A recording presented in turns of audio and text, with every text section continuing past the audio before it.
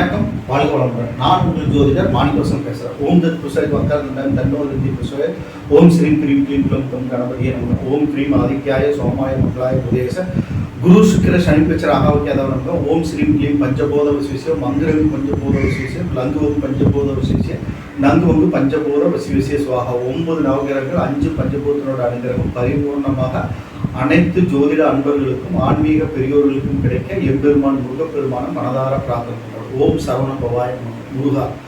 இன்னைக்கு நாம் பேசக்கூடிய தலைப்பு என்னன்னு பார்த்தோம்னா, ரிஷப லக்னத்தில் சூரியன் சந்திரன் இணைந்து அமரும் போது என்ன பலன்கள் நடக்கும். அதாவது ஒவ்வொரு லக்கணத்திலையும் அமரும் போது, ரிஷப லக்னத்திற்கு ஒவ்வொரு ஸ்தானத்திலையும் சூரியன் சந்திரன் இணைந்து அமரும் போது என்ன பலன்கள் நடக்கும் அப்படின்னு நம்ம ஜென்ரலாக பார்க்க போகிறோம். ஓகேங்களா? என்னுடைய வீடியோவை நிறைய பேர் பார்த்துட்டு வரீங்க, சப்ஸ்கிரைப் பண்ணிட்டு பார்த்துட்டு வரீங்க, சப்ஸ்கிரைப் பண்ணாமல் நிறைய பேர் பார்த்துட்டு வரீங்க. சப்ஸ்கிரைப் பண்ணிட்டு பாருங்கள், பார்த்து முடிச்சுட்டு உங்கள் ஃப்ரெண்ட்ஸ்க்கெல்லாம் ஷேர் பண்ணுங்கள். ஓகேங்களா? அப்போ தான் பார்த்தோம்னா நான் சொல்லக்கூடிய நல்ல நல்ல தகவல்கள் எல்லாம் உங்களுக்கும் பயன்பெறும், உங்களுடைய நண்பர்களுக்கும் பயன்பெறும். ஓகேங்களா? இப்போ பார்த்தோம்னா ரிஷபலக்கணத்துக்கு சூரியன் 4 குடையவர், சந்திரன் 3 குடையவர், மாரகாதிபதி. ஓகேங்களா? இவங்க 2 பேர் இணைந்து சுகஸ்தானாதிபதியும் மாரகாதிபதியும் 3 குடை தைரியபதி வெற்றி ஸ்தானாதிபதியும் இணைந்து லக்னத்தில் அமரும் போது என்ன பலன்கள் நடக்கும். அங்கே சந்திரன் ரிஷப லக்னத்தில் உச்சமாகிறார். ஓகேங்களா? உச்சமாகிறார். இவர் 2 பேரும் இணைந்து இறங்கும்போது ஓரளவுக்கு நற்பலன்கள் நடக்கும். சந்திரன் உச்சம் பெற்றாகும்போது தைரியமான முடிவுகளை எடுக்கக்கூடிய ஒரு நிலையை ஏற்படுத்துவார். எதாக இருந்தாலும் சரி, ஒரு தைரியத்தோட செயல்படக்கூடிய தன்மையை சந்திரன் தந்துடுவார். சூரியன் பார்த்தோம்னா தாய்க்கு நல்ல ஒரு ஆயுள் அமைப்பு தந்துடுவார். நல்லா இருக்கும், ஒன்றும் பிரச்சனை இல்லை. மதிநுட்பம், தெளிவான சிந்தனை, இதெல்லாம் சந்திரன் மூலமாக நல்லா இருக்கும், ஒன்றும் ப்ராப்ளம் இல்லை. அடுத்தது பார்த்தோம்னா சூரியன் மூலமாக, சூரியன் அங்கே சேர்ந்துருக்காரு இல்லையா, சூரியன் மூலமாக வீடு வாசல் சொத்து சுகம் வண்டி வாகனம் தாயார் ஸ்தானம் ஸ்தானாதிபதியும் தாய் காரகனும் இணைந்த அமைகிறாங்க. தந்தை காரகனும் அவர் தான். ஓகேங்களா? இவங்க அமரும்போது தாய் தந்தையருக்கு நல்ல ஆயுள் ஆரோக்கியம் ஏற்படும், நன்மைகள் அதிகமாக ஏற்படும், திரளான சொத்துக்கு சொந்தக்காரர்களாக இருப்பாங்க, வண்டி வாகனங்கள் நல்லா இயக்கக்கூடிய தன்மை ஏற்படும், மதிநுட்பம், அறிவு, தயார சிந்தனை, நல்ல எண்ணங்கள், நல்ல சிந்தனைகள் எல்லாம் லக்னத்தில் இவங்க அமரும்போது நல்லா இருக்கும். ஒரு ப்ராப்ளம் தான், சூப்பராக இருக்கு, எந்த பிரச்சனையும் இல்லை. ஓகேங்களா? அடுத்தது 2ஆம் இடம் தனஸ்தானம், வாக்குஸ்தானம், கல்விஸ்தானங்கிற இடத்துல, குடும்பஸ்தானங்கிற இடத்துல 2ஆம் இடத்துல புதனோட வீட்டில் அமரும் போது இங்கேயும் நன்மை தான் ஏற்படும், ஒன்றும் பிரச்சனை இல்லை. நல்ல கல்வி ஏற்படும், கல்வியில் மேன்மை ஏற்படும், உயர்கல்வி படிக்கக்கூடிய நிலையை ஏற்படுத்தி கொடுப்பார், நன்மைகள் அதிகமாக நடக்கும். ஓகேங்களா? இது அந்த லக்னாதிபதி அது சூரியன் சந்திரன் அமர்ந்த வீட்டுக்கு அதிபதி நல்ல ஸ்தானத்தில் இருக்கணும். இங்கே 2ஆம் இடம் சொல்றோம்னா 2 குடைய புதன் 6, 8, 12 வராமல், லக்னத்துக்கு 6, 8, 12 மறையாமல் இருக்கணும், நல்ல ஸ்தான பலம் பெற்று இருக்கணும்.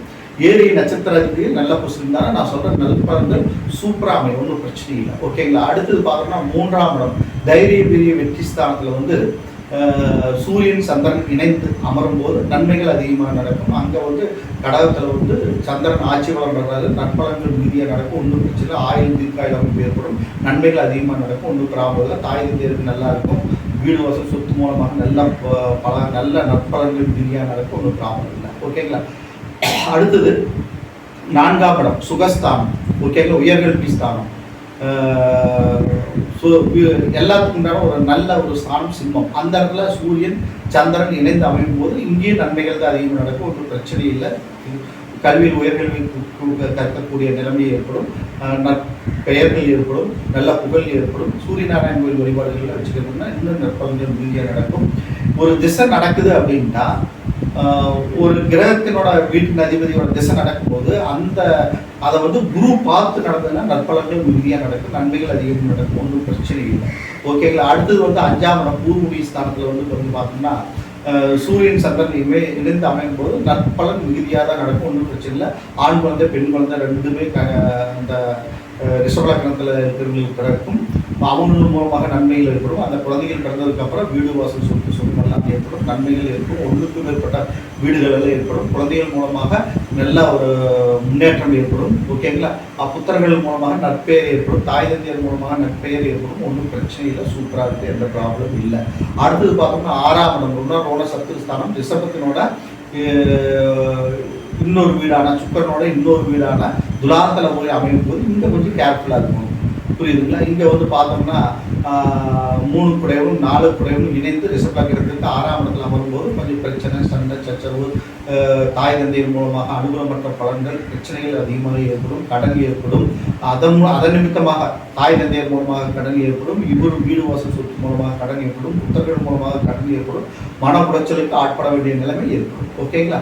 அதை குரு பார்த்துட்டாங்கன்னா ஒரு அளவுக்கு நிவர்த்தி ஏற்படும். அடுத்தது பார்த்தோம்னா 7ஆம் இடம். 7ஆம் இடத்துல அமரும் போது ஓகேங்களா, சந்திரன் அமரும் போது அங்கே சந்திரன் நீச்சமாகிறார். 3 குடையவங்க வந்து அங்கே நீச்சமாகும் போது 4 குடைய சூரியன் வந்து அந்த இடத்துல அமரும்போது நற்பலன்கள், வீடு வாசல் சொத்து வண்டி வாகனங்கள் இது மூலமாக நற்பலன்கள் மிகுதியாக ஏற்படும். சந்திரன் மூலமாக கொஞ்சம் பிரச்சனை ஏற்படும். ஓகேங்களா? ரெண்டும் கலந்த கலவையாதான் பலன்கள், நன்மை தீமை ரெண்டுமே கலந்த மாதிரி தான் 7ஆம் இடத்துல சூரியன் சந்திரன் அமரும் போது நம்மளுக்கு ஏற்படும். அப்போ வந்து முருகப்பெருமான் வழிபாடு வச்சுக்கிறது ஒரு அற்புதமான நற்பலன்கள் நடக்கும். சந்திரன் திங்களூர் ஸ்தலம் சூரியனுக்கு வந்து சூரியநாராயண கோயில் இந்த ஸ்தலங்களில் போயிட்டு முறையான வழிபாடுகள் வச்சுக்கணும், நற்பலன்கள் மிகுதியாக நடக்கும். அடுத்து பார்த்தோம்னா 8ஆம் இடம் அஷ்டமஸ்தானத்தில் அமரும் போது நம்ம கொஞ்சம் கேர்ஃபுல்லாக தான் இருக்கணும். எல்லா விதத்திலையும் அனுகூலமற்ற பலன்கள் ஏற்படும்.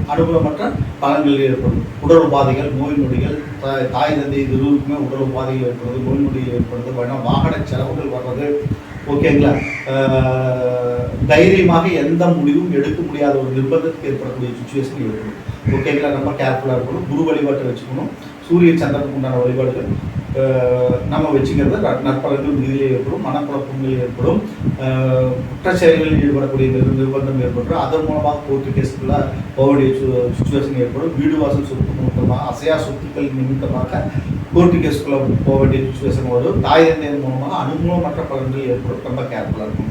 அடுத்தது பார்த்தோம்னா 9ஆம் இடம் பாகிஸ்தான். இங்கே வந்து பார்த்தோம்னா சூரியன் சந்திரன் ரெண்டுமே இணைந்து அமரும் போது அது சனியோட வீடாக இருக்கிறதுனால கொஞ்சம் கேர்ஃபுல்லாக தான் இருக்கணும். நன்மை தீமை ரெண்டுமே கலந்த மாதிரி தான் நடக்கும். ஓகேங்களா? நன்மை தீமை ரெண்டுமே கலந்த மாதிரி தான் நடக்கும். அந்த அளவுக்கு நல்ல பலன்கள் நடக்கும்னு நம்ம சொல்ல முடியாது. பிரச்சனைகள் அதிகமாக ஏற்படும்.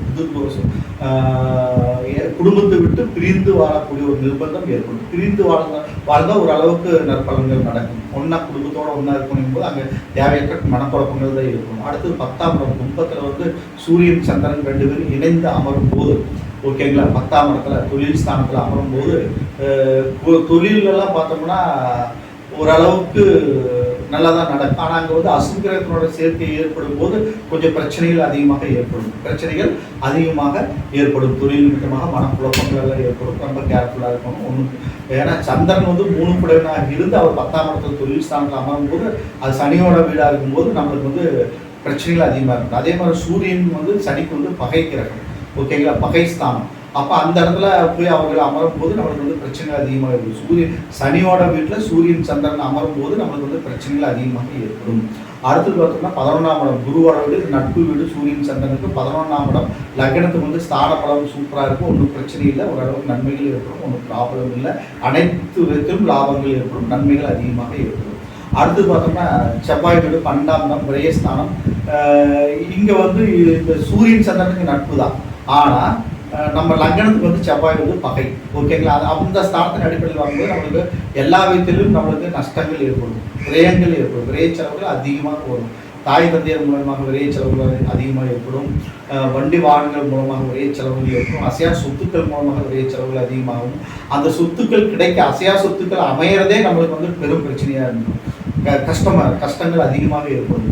பூர்வீக சொத்துக்கள் இருந்தால் அது மூலமாக பிரச்சனைகள் எல்லாம் ஏற்படும். ஓகேங்களா? பிரச்சனைகள் ஏற்படும். 12ஆம் இடத்துல செவ்வாய் வீட்டில் அமர்ந்து ரிஷப லக்னத்துக்கு அமரும்போது இந்த மாதிரி பிரச்சனைகள் எல்லாம் வரும். ஓகேங்களா? இப்போ பார்த்தோம்னா ரிஷப லக்னத்திற்கு சூரியன் சந்திரன் இணைந்து எந்தெந்த ஸ்தானத்தில் நின்னா என்னென்ன பலன்கள் நடக்கும் அப்படின்னு நம்ம ஜென்ரலாக தான் சொல்லியிருக்கிறோம். ஓகேங்களா?